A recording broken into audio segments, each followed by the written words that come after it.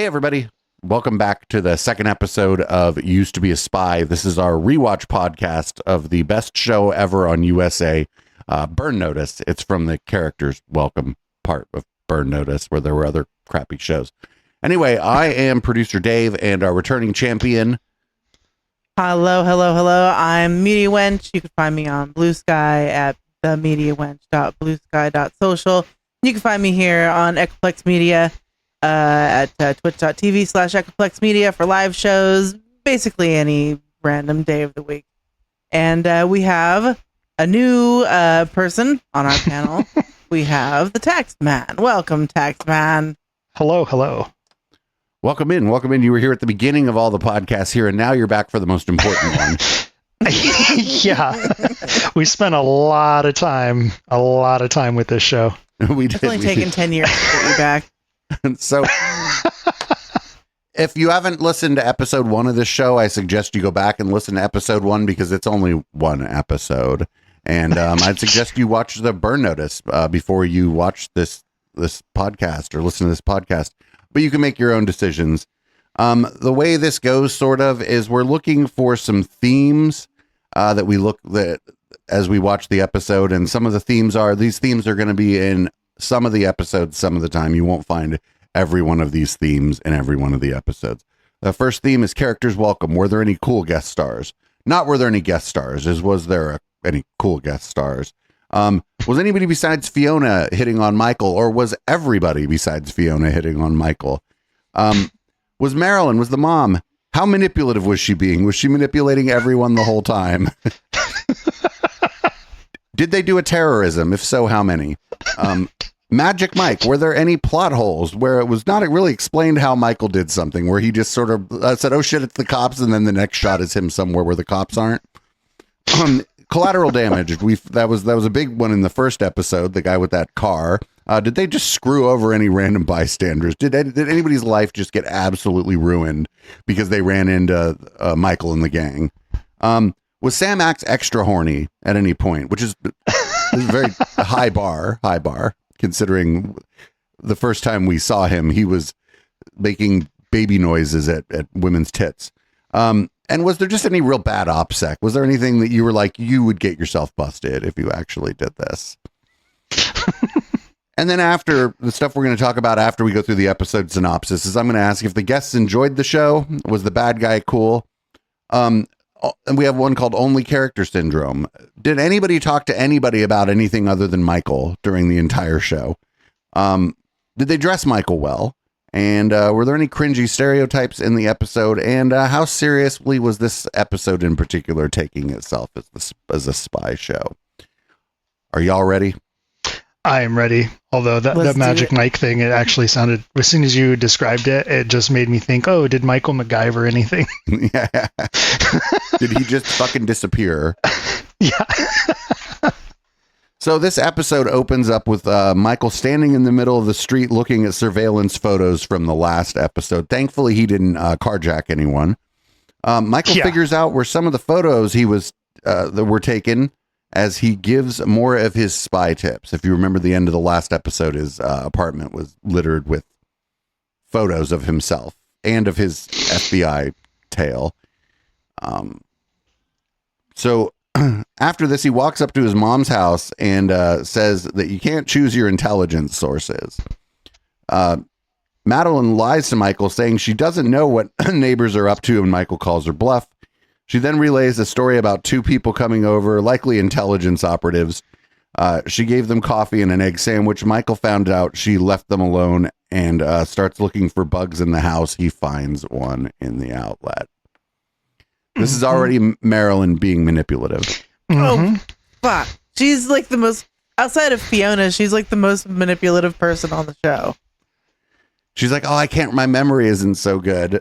No, and they cut her hair from the first to the second episode, so it made me think that it was a different actor for a minute, and she kind of acts a little different from the first one. She's a little less hypochondriac, a little bit more like weirdly playing her son, like it's fucking great. I wonder where he gets his spy skills from. Well, genetic. No, because she's really bad at it because she has no poker face so far. And Michael is just like overcompensating for lack of parental love during his childhood. Basically.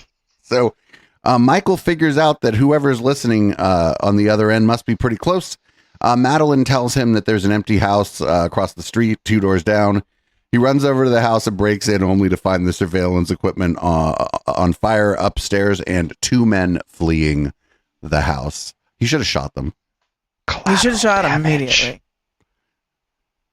Collateral damage. Collateral damage. No, it was. Obviously. Oh, the house. The house itself was collateral damage. Yeah, well, I mean, they started it, but he didn't help it. And he stood there staring at them out the window as the house continues to burn.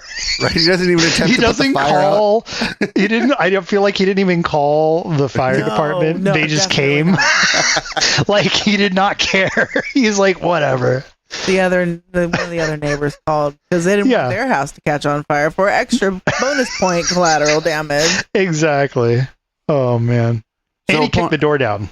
He did kick the door down. You're right. That's collateral damage. I'm telling you, man, they don't make doors in Miami like they used to. No, it's the mildew. Yes. Humidity. Upon returning to Mom's place, Michael is coughing from the smoke, and Madeline is, of course, smoking. Madeline still can't remember anything about the government agents who came over and wants to talk about what happened to her friend. She explains that her neighbor Laura was scammed and beat up. Michael goes across the street to talk to Laura, the client. She explains the scam she fell for, which included asking her to fill out some tax forms and giving over financial information. She asked them to leave and attempted to call the police, and they beat her up, breaking her arm. Afterwards, she checked her bank accounts and all her money was gone. She has no real info except a letter saying she won a prize. Michael leaves with the letter in hand. Could they have made that lady any more pathetic? Yes. No, it was pretty bad. No, I mean, I don't know. Bad, but they could have. They could have. She was pretty pathetic. Really? Yeah. Oh, yeah. I've seen some pretty bad acting. I watched some pretty shitty shows. But I guess I was just like, given the vibe of the show itself, I was like, I guess that was pretty standard. No, you're right. Yeah. Because the show's pretty terrible. I mean, the show, that's what I'm going by. See, they could have. No, you're right. Made her worse. But I mean, like, too bad. Again, it's one of those like, if they could have shifted it like a couple of more years forward, they'd have had a really good like examples to go by with like the Amazon scams and all those ones that. True. Like, all the anti-scammer people are busting all the time on stream, which I love. Yeah, but those are really good. But at this time, they just came to your house and whooped your ass. Yeah, that's. They were very old school with it.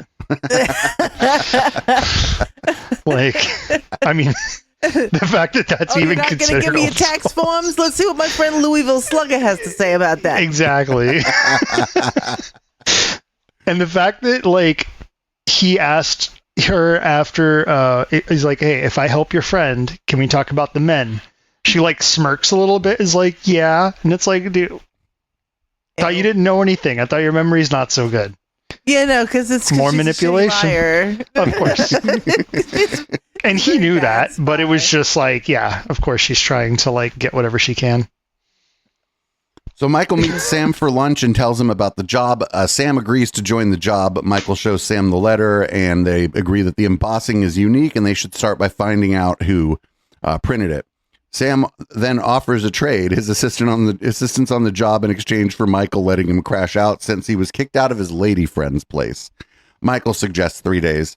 Sam says a week, saying he can help keep the feds off of Michael's back, and they agree to 5 days. I feel like Sam would be a good roommate.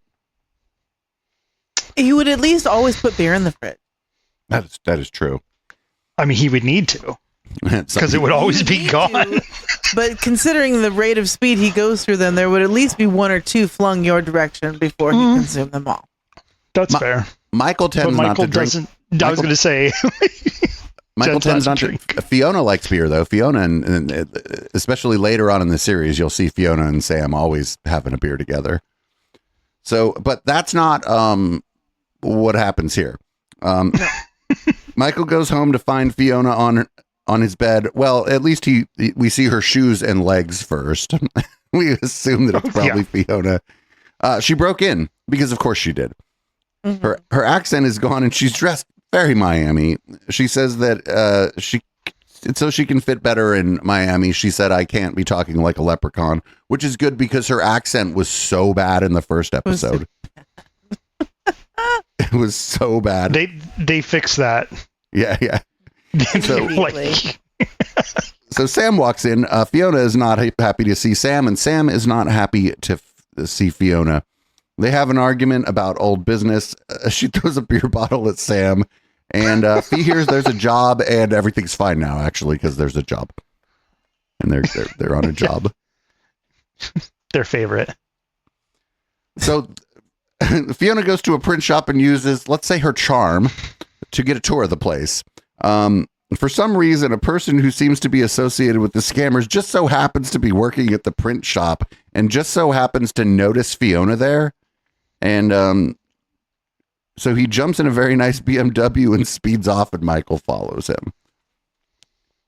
Oh, yeah. And when he walks up to his car to get in, he's like this with the magazine, like walking, like he's reading it. And then as soon as he gets to his car, he puts it down like, are you serious? Let's try and be a little bit more obvious. Yeah, it's like the opening scene of the first episode where Michael's looking around everybody in that African town is everybody looking around. Everybody knows something's going to happen. Yeah, and it's like not everybody has a fucking smartphone, right? So you actually have to have fucking analog reading material.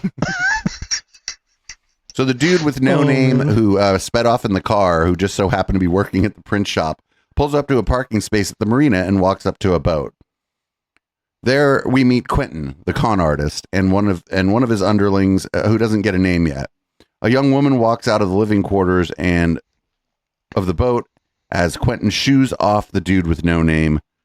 We learn that the two younger people are named Greg and Bonnie.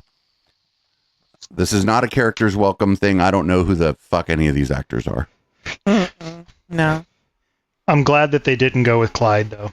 Yeah, although the guy playing Quentin reminds me a little of an old friend of ours, Leon. Remember Leon? Mm-hmm. Like if Leon was like a very bad person. I noticed that too when I was like, that did look like him, actually.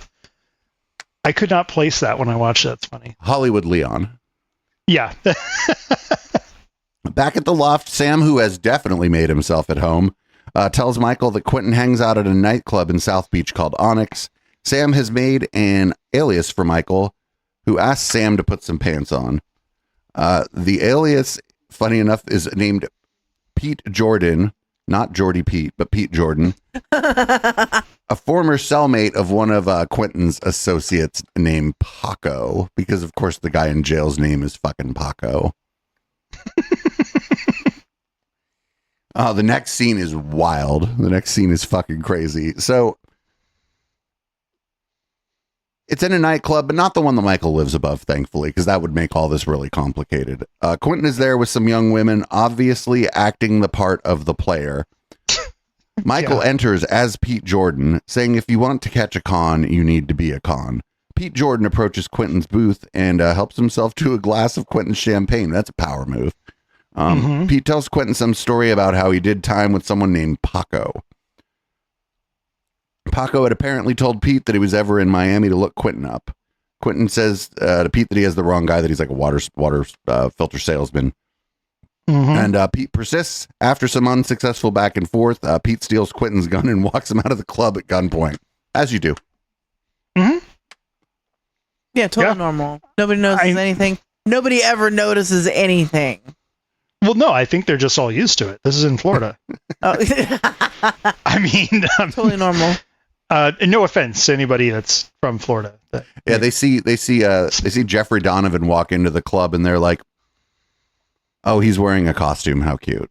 Like something crazy's about to happen. Basically.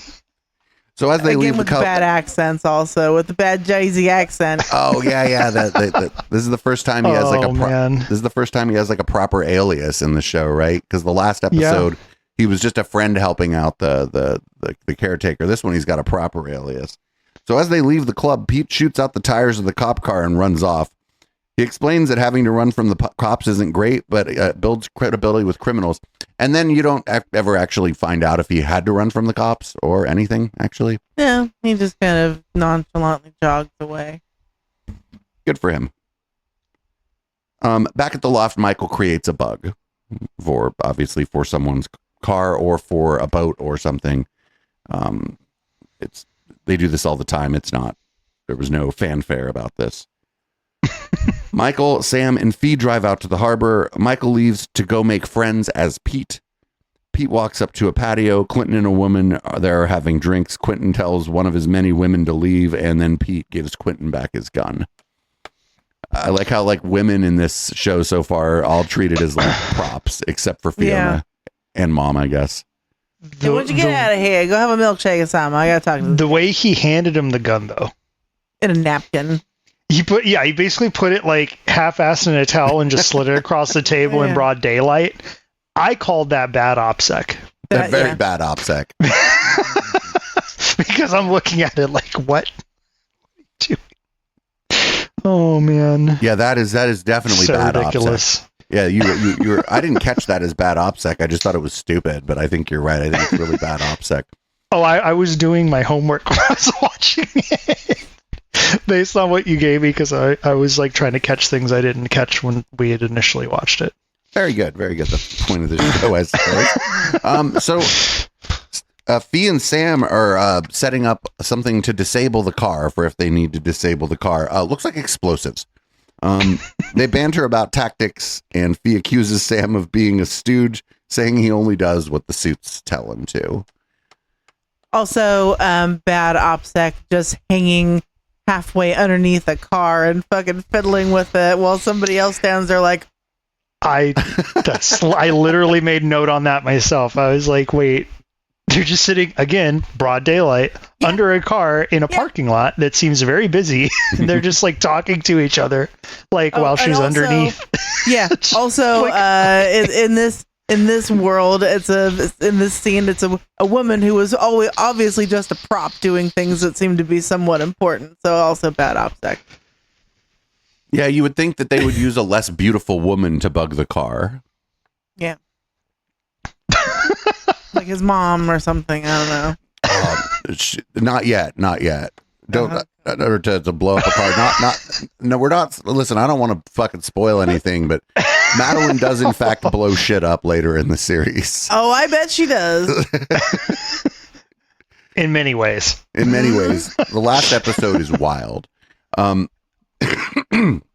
Yeah. So back to Pete and Quentin. Michael explains that his cover ID talks too much, drinks too much, and this helps make Quentin feel in control. That's not a bad strategy. Actually, that's good OPSEC. Pretend to get drunk so that your mark talks to reveals things to you. Pete and Quentin do a walk and talk with Greg and Bonnie just behind them. Pete pitches the three on an annuity scam, saying that people give up major assets if you get them to sign up. Pete says that he needs the leads Quentin has. Quentin seems unimpressed, saying that the feds are all over that stuff, but that youngster Greg seems impressed. Quentin tells him to go for a walk, which Quentin tells everybody. Quentin just wants everybody to get out of here all the time. Take a walk. He's handing out laps like a pissed off PE teacher. Mm-hmm. And then we see Pete and Quentin walk off to talk more about the con. That seems, I don't know. It's it's just trying to show you that these young con artists are too gung-ho and, not criming smart like the other guy was. Yeah, impatient. And, I guess that's fine. That's fine. It's good intel for Mike. It's good intel for Mike. That is good intel for Michael. Because he definitely is I may have an in. So Sam and Fee go to the bug to plant the bug and dig through the computers. But back at the restaurant, Michael texts Sam and Fee to tell them that Greg and Bonnie were just told to go back to the boat or whatever.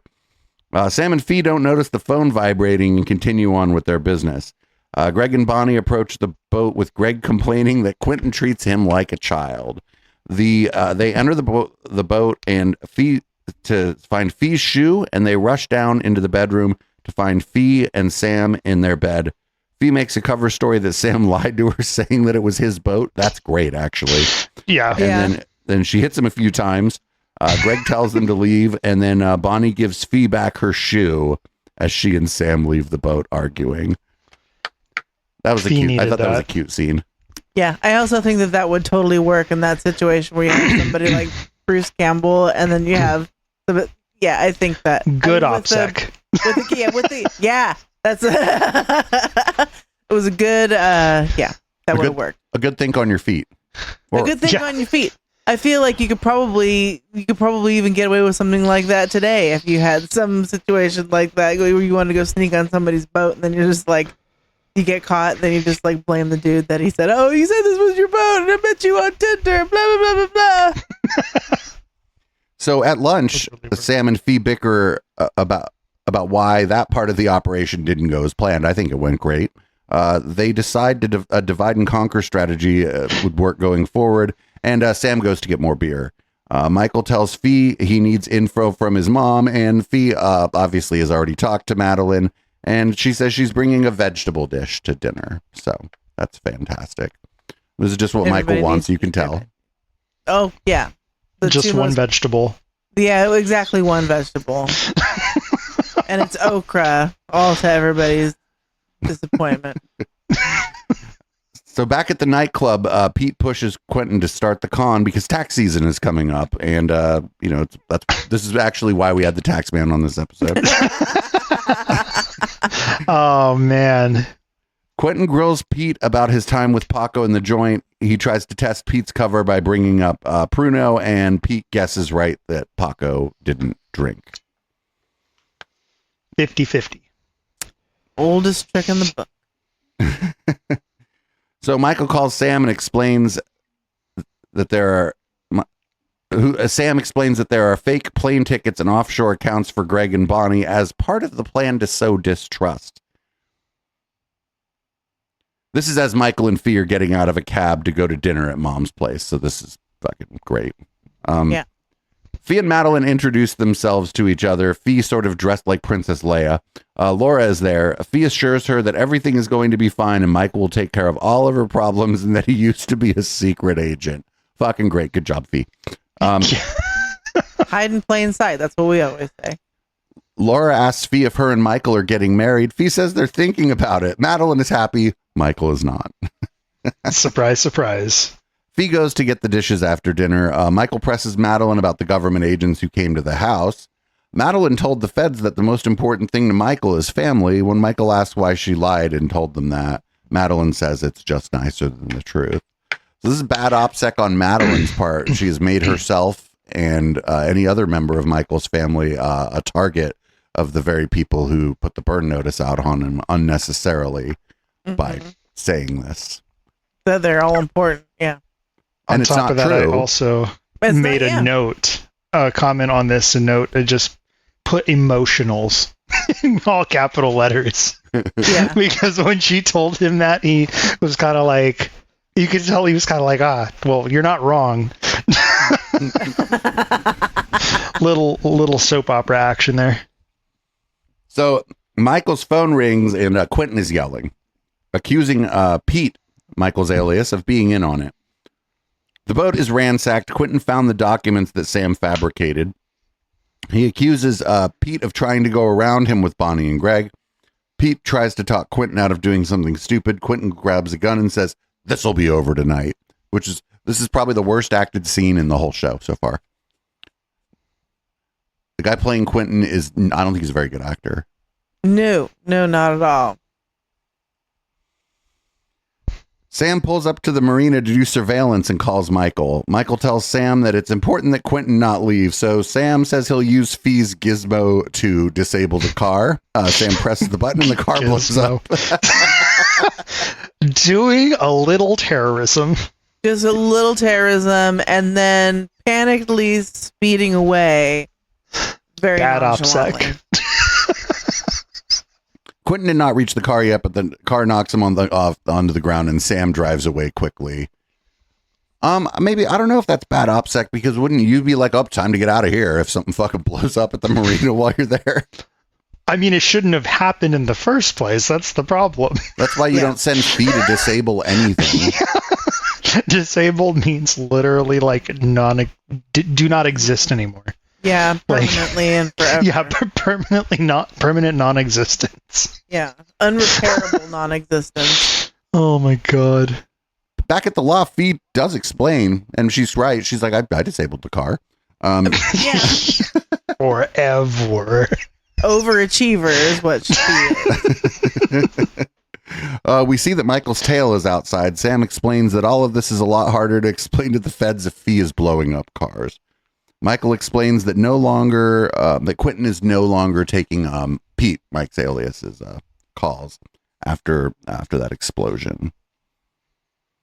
Back at the club, Pete gets a number for Quentin that he only uses for girls by pretending to be a club promoter, saying that that Quentin bought a VIP booth and can't be contacted. This, I think, was actually bad act. Like, I don't think Jeffrey Donovan was doing a good job playing Michael, playing Quentin, pretending to be a club promoter. But I think that that's like a pretty tall order, even for a character's welcome actor like Jeffrey Donovan. I think all in all, this alias would have been better actually if it would have been Sam playing this alias. It's a more Sam kind of thing, because he could have done the thing where he like leaves the few top buttons on his shirt like unbuttoned and with the because he's used to hanging out like that. Yeah. Pete walks out of the club talking to Quentin. Quentin is in a hotel room or apartment or something with everything dark, saying that he's laying low. Looks like he's tweaking or something. Pete says that he's the only guy Quentin could trust right now, which is okay. I had plot hole here. The plot hole? Because Mike says your partner's tried to kill you. How did he know that? Pete didn't tell him that. So how would he have known? Right. Quentin didn't tell Pete that, is I think. That's what I mean. Yeah. So there's no way he would have known that. And when Quentin hears him say that, he doesn't even pretend like to even realize what he said. Yeah. It's kind of like of course Michael knows, but Quentin doesn't know what happened. He just blew up. I never told you he was poisoned. Yeah. So that's why I was like, wait, there's a plot hole there, because how would Pete know that? Or Michael as Pete know that? How would Pete know that? I had a hard time writing when he has an alias. The way I'm going to write the script is to just make the alias like their own whole ass person. That's the only way. The only way to write the script. So Pete and Quentin meet under a bridge near the water, which is all right. Fucking of course, nothing shady about this. Pete wants to kill. Have giant spy coats and hats and sunglasses on. That's the only thing that was missing from that. They could be incognito with an emphasis on nito. Incognito. Pete wants to kill Bonnie and Greg, which understand. Quentin wants to kill Bonnie and Greg. I forget, both of them want to kill Bonnie and Greg. Pete offers to take care of the situation for a fee. Quentin asks how much it'll be, and Pete tells him $50,000. Quentin agrees, and Pete leaves, calling Sam, telling him to get Bonnie and Greg out of town. So they're trying to get on him for trying to protect those dumb kids, I guess. Mm-hmm. Bonnie and Greg are at the boat trying to figure out what to do with Quentin having all but disappeared. Sam and Fee show up, this time as Miami PD detectives Cagney and Lacey. The plot thickens. The Sam Axe aliases are always funny because they're like made up on the spot and they suck. So I think that's part of the show. Sam, I don't know if he's Cagney or Lacey, tells them that they walked in on him and Fee while they were planning a bug, that they've been under surveillance for quite some time. Sam asks where Quentin is. Bonnie starts talking about Quentin and how he's the mastermind and the muscle in all this until Greg tells her to shut up. Sam offers for them to testify in exchange for a reduced sentence. Greg says he wants to talk to a lawyer, and Fee tells them not to leave town. Sam and Fee leave, and from a nearby bridge, they watch Greg and Bonnie untie their boat and leave. They had a bet on what time Bonnie and Greg would leave. Fee won, and they have a cute first, I think that's their first actual friend moment together of the whole show. Oh, They have a cute little moment where you're like, oh, they're friends. They don't want to kill each other. Maybe they still do. that'll last about a half an episode. Mm-hmm. Pete shows up at Usually Quentin's does. hotel, apartment, meth den. Quentin is Whatever. obviously incredibly freaked out. Michael says that this is great when you need someone to make a bad decision. Quentin says he's going to the bank to wire the money for the hit person. Pete points out that Michael's tail, I suppose, the feds, and says that he really can't do that with the FBI watching him. Pete tells Quentin he needs Bonnie and Greg, or Quentin tells, I don't know who, now I'm confused. Anyway, somebody says that Bonnie and Greg need to die as soon as possible. Pete bluffs like he's going to dip on Quentin because Quentin's acting crazy. Quentin then gives Pete all the information for his bank account and tells him to do the transfer for him for the hit on Bonnie and Greg. And here's the dumb part of this. Quentin just happens to have his bank info on a piece of paper, like in his hand, like this whole time. He already had it planned. Like the whole exchange was like pre-planned. Mm-hmm. This is not the Here you actor that's Quentin's. This is the writer's fault. Here you go. Here's my social, blood sample, hair type, my family tree from Ancestry.com. I had a goldfish when I was 14. So, unless she downloaded. Oh, go ahead. Anyway, I was just going to keep going with the script, but if you have something to say, by all means. No, I was just going to say, like you said, Ancestry.com, and I was like, well, unless you downloaded your information from 23andMe. So Michael goes to the bank with Quentin's account info in hand. He presents fake documents. Somehow he had already had a fake ID for Quentin. Anyway, whatever. They just wrap it all up in the end, just like whatever. I feel like they do phone in the end. Anything flies. Yeah, whatever we need to do here. So Michael presents fake documents and drains Quentin's bank accounts, returning money to many of the people Quentin scammed. He also uses Quentin's information to contact terrorist organizations, threaten some federal judges, and piss off the local cartel. Quentin is arrested, and Michael says that this is the most fun that he's had in Miami. Good job. So back at Madeline's house, I didn't even note whether or not Madeline was smoking. I assume she was. Probably. Laura tells Michael that all the money got back in her account. She asks how he got the money back, and he says that she doesn't want to know. Laura asks how much she owes Michael, and he suggests $500 for expenses. Madeline gives Michael a look, and he drops it to $300 and makes Laura promise not to enter any more contests.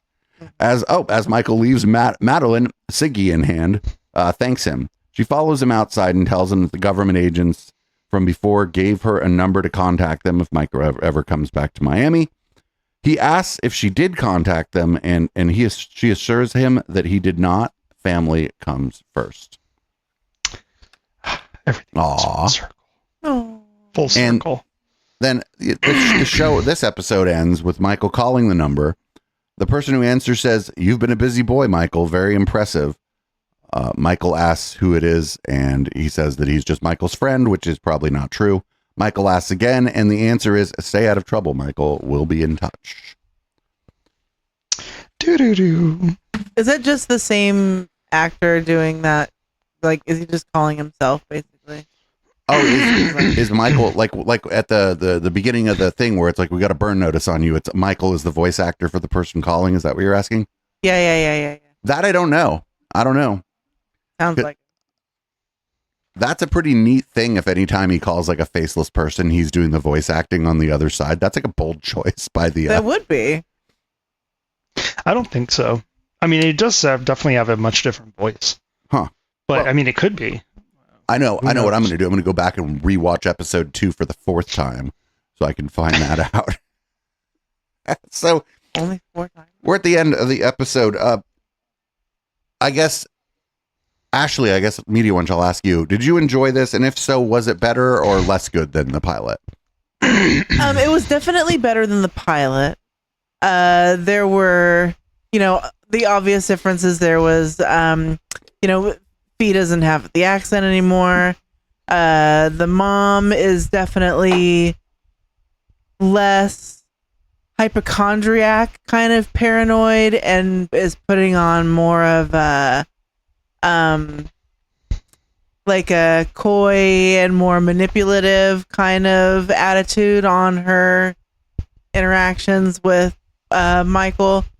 I think they kind of like almost dialed back Bruce's horndoggedness in this episode a little bit, so that way he can actually interact with Fiona, like without as a grabbing her woman ass. and not, just not having her be a piece of meat. And also because of the scene, maybe where they ended up in that bed together, maybe they thought it would be a good idea to dial back just his overall horniness, so that people didn't think it didn't seem creepy. Yes, it seemed cute and not creepy. Yeah, exactly.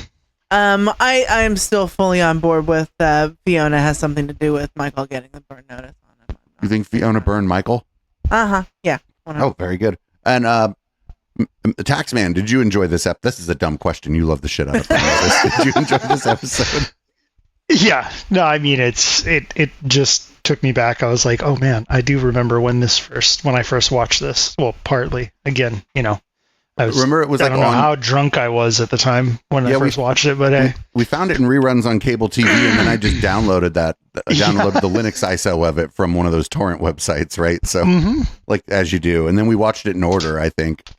Oh yeah, no, I mean we watched the episode at least once, other than the first time through. So, all right. So, I don't remember what the next one is about, but I'm gonna catch up on that as well. Okay, so, this is a dumb question. I know the answer. Were the bad guys cool? I mean, for Miami, maybe probably. they like tried to make the bad guys less cool so they could make Michael's appearance of being a bad guy more cool because it's fucking feet. Yeah, those bad guys sucked. They made the bad guys super bad and dumb so that his character that he tried to make up was so that it was believable more of a that badass. So it was believable that Jersey Shore motherfucker might actually be able to outsmart these people. Yeah, now he's gonna go back to the club. He's gonna go back to the pit. He's gonna do some t-shirt time. He's gonna order himself a calzone. I would say Pete definitely was probably the baddest. Yeah, Pete was infinitely worse than Quentin. Yeah. I mean, he understood the assignment. Yeah, I mean, he actually used the gun. Yeah, that's right.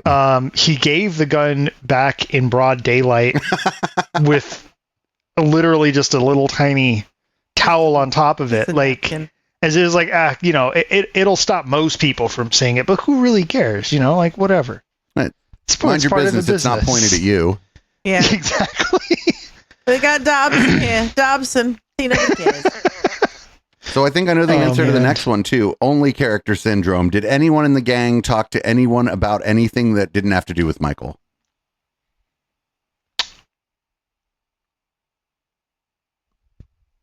I don't think so. Yeah.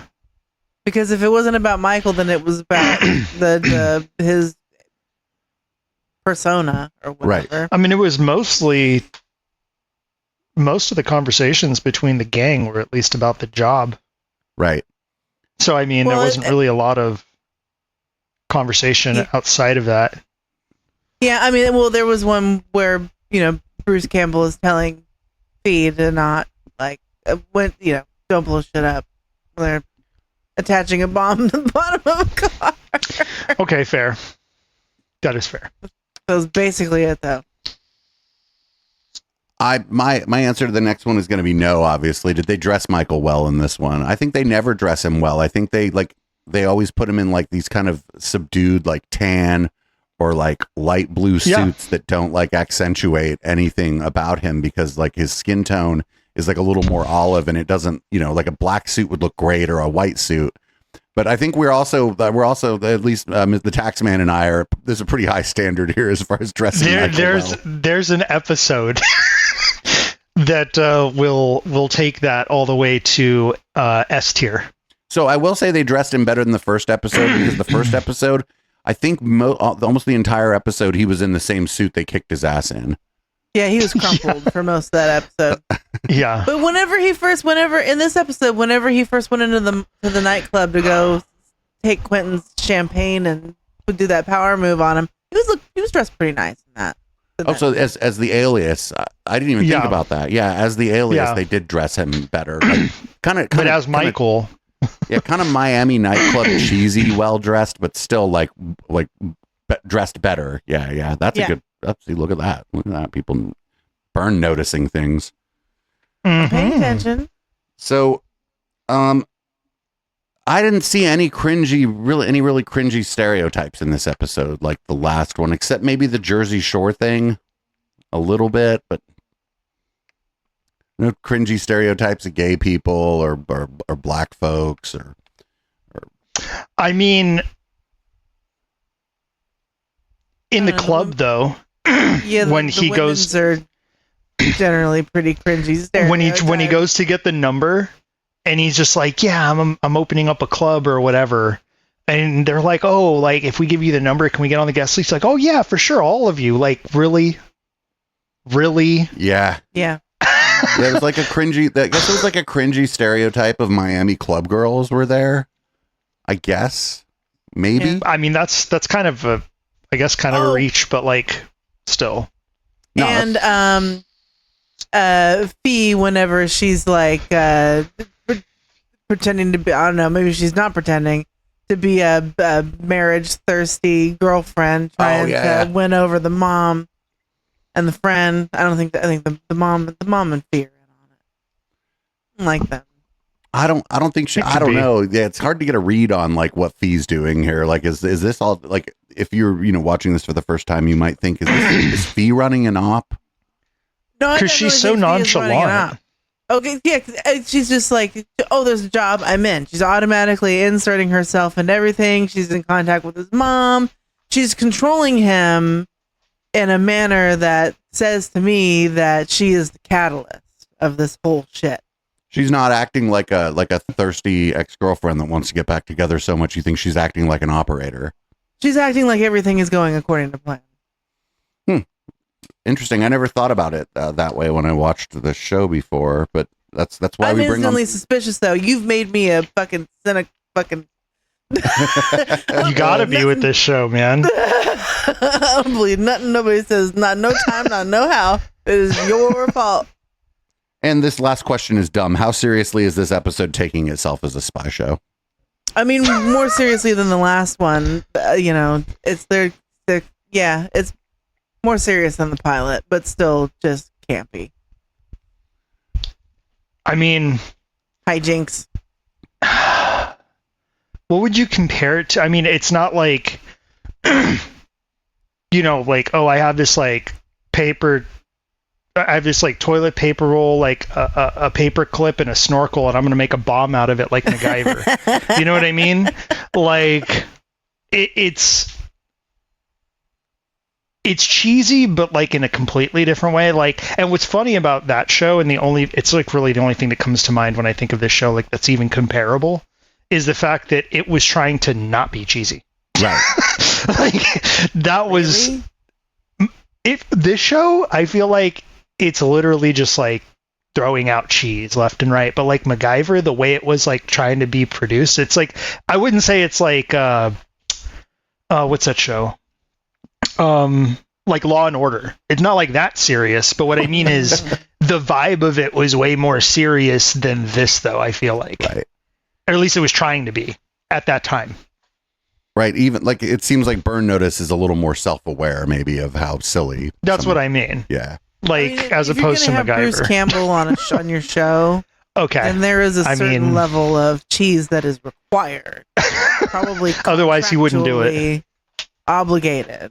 Right. The decision is made for you basically by having Bruce Campbell as one of the people on the staff.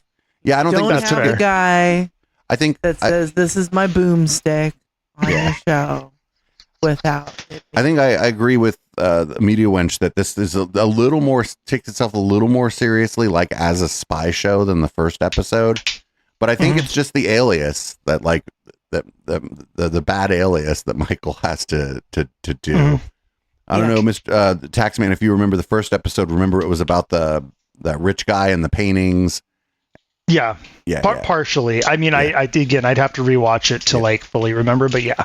Yeah, I think that episode was, I think this one was a significantly better piece of television than the first episode. Although there were some parts of the first episode that I liked. And I don't think the only thing that was missing, I don't think there was many kind of funny parts. There was no like sort of half jokingly referring back to Michael's past by anybody really in this, the way that there was in the first episode. But other than that, I think this was better. The only thing, I think the bad guy in this actually sucked more than the bad guy in the first episode. Oh, definitely. That's fair. The bad guy in the first episode was like this, famous character actor that, played like some rich guy and always plays the same thing. And he's like, that's all he knows how to play. And he's good at playing it. This guy, I don't know, they picked him up off the street or something and said, you want to be in an episode of Burn Notice? You want to pretend that you are scamming old people? And the guy's like, sure, I guess. I'm like wondering if I'm remembering correctly, but not to spoil anything, but I have a feeling that, oh wait, no. Is it this guy? I think there's going to be situations where there's going to be certain individuals that become recurring. Yes. Yeah, and I don't think this guy's one of them, if I'm not mistaken. No. I mean, it's not, you're not really ruining it. Sugar comes back, for example, the drug dealer from the first episode, where the dumb part where Michael says, don't use guns. Guns make you stupid. And then he fucking shoots the guy in the leg anyway. Yeah, that guy comes back. So, but this was good. This was quicker than our first episode, but I think that they crammed a lot of stuff into this episode, but nothing like that pilot. They crammed so much stuff into that pilot. They needed to get you hooked. Yeah. And I'm not sure that I guess it worked. The show went for 7 or 8 seasons after that. So, and some people like myself would say that wasn't long enough. It should still be on.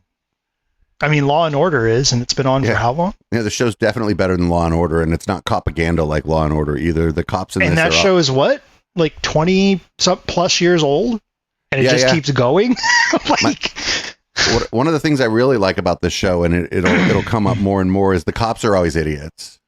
On this show, this is the opposite of propaganda. The cops are always really stupid. I mean, The Walking Dead went for 12 seasons. Yeah. The Simpsons is still on, but like whatever. But yeah, you're not wrong. There were Go South Park. There were recently Bruce Campbell was interviewed, and he was asked if any of his old projects it was possible to reboot, and he said probably not, but the likely one would be Burn Notice. So that's interesting. He just said that because he still knows all the people, right? That he's like, and it's also pretty easy to make the content. Yeah, it's pretty easy to write an episode of Burn Notice. And like this whole cast as it is right now, aside from Bruce Campbell, is still pretty young. So yeah, if they wanted to do a reboot, it wouldn't be a stretch. Maybe they all be better actors by now. True. Not the guy that played the bad guy in this episode. Let me tell you. No. All right. Well, that was great. Thanks both of you for joining me for this. For sure. The Taxman, you were like, "Oh, I want this. I'm worried about this." No, you did great. It's impossible. I always get nervous of stuff like this because this isn't really like my space. I don't make. I'm not used to being on video doing anything. Well, most of the people checking this out will be doing it via audio, but you can't do a podcast about Burn Notice wrong. I just don't think this is, it's not like one of those series like if we were doing like something like the X-Files or The Wire or something, that would be like a little more important that we get it right just because of the cultural phenomena that those two shows were. And neither one of those I'm familiar with to this extent because I've watched The Wire to some extent. The X-Files I never really watched. My parents loved watching that stuff, but they were always into like science fiction and stuff like that. Yeah, I thought about those, but there's a lot of rewatch podcasts for both of those, and so I didn't do those. The fandom is deep. Yeah. I did find a rewatch podcast of Burn Notice, and it was called Burn Noticed. And it's so cool because it's this one lady that's a film critic, and then this trans woman who's like a writer or a director or something. And they that's do dope. Yeah, that's a good show. I suggest other people listen to that because that's like a good podcast about Burn Notice. Got it. So this is like the Burn Notice of Burn Notice podcast. right. I love it. So Jeremon always calls me the lore master because every time I like get into a show, like I'll watch it over and over and over. It'll become like one of them comfort shows. Like The Sopranos, I've watched that entire series probably 50 times over. I'm not exaggerating. Like I just throw it on and watch it. And like I could do that with probably like the 100. Scandal is one that I could do that with. Vikings, Game of Thrones. Like, ask me anything about any of those fucking shows, and I could like tell you like how and then why. I'm trying to think of a show that I could watch like that besides like this. And There will be it wouldn't even be remotely close to like as many times as you watch these others. But the other show I thought about doing, and if we've ever finished this, I think the next show we're going to do is Boston Legal. I've never watched that one either. To point out how terrible it was. Oh, that show! There's just so much of it does not hold up. Like much of it does not. Hold up. Yeah, I was gonna say Schitt's Creek. It's not like either of those shows, but Schitt's Creek is a really good show. Oh, the other one you could the 2013 season of World Rally Championship too, right? You probably know all the words to that. Wait, was it 2000? I thought it was 2000.